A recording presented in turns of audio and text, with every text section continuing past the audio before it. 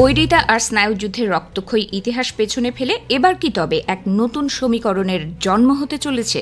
হ্যাঁ, বিশ্ব রাজনীতিতে এমন এক চাঞ্চল্যকর তথ্যই সামনে এসেছে যা স্তম্ভিত করে দিয়েছে আন্তর্জাতিক সম্পর্কের বিশ্লেষকদের। খবর উঠেছে যে সৌদি আরব, পাকিস্তান এবং তুরস্কের গঠিত অত্যন্ত তাৎপর্যপূর্ণ মক্কা ডিফেন্স প্যাক্টে যোগ দেওয়ার জন্য আমন্ত্রণ জানানো হয়েছে ইরানকে। তেহরানের পক্ষ থেকে বিষয়টি নিয়ে আনুষ্ঠানিকভাবে চূড়ান্ত সিদ্ধান্ত জানানো না হলেও তারা যে বর্তমানে এই প্রস্তাব অত্যন্ত গুরুত্বের সঙ্গে পর্যালোচনা করছে তা স্পষ্ট হয়ে উঠেছে বিভিন্ন কূটনৈতিক সূত্রের মাধ্যমে।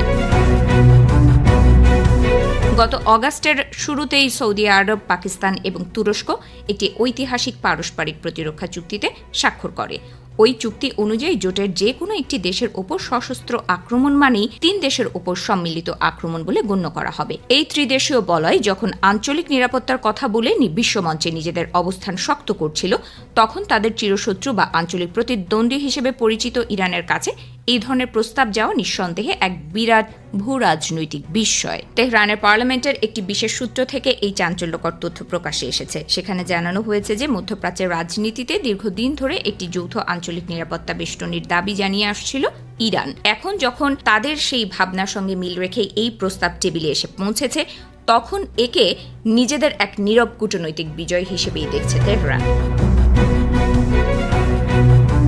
তবে এই সম্ভাব্য সংযুক্তি কেবল একটি সাধারণ রাজনৈতিক চুক্তি নয়। রিয়াদ এবং তেহরানের মধ্যে রয়েছে দশকের পর দশক ধরে চলে আসা ঐতিহাসিক ও রাজনৈতিক দূরত্ব।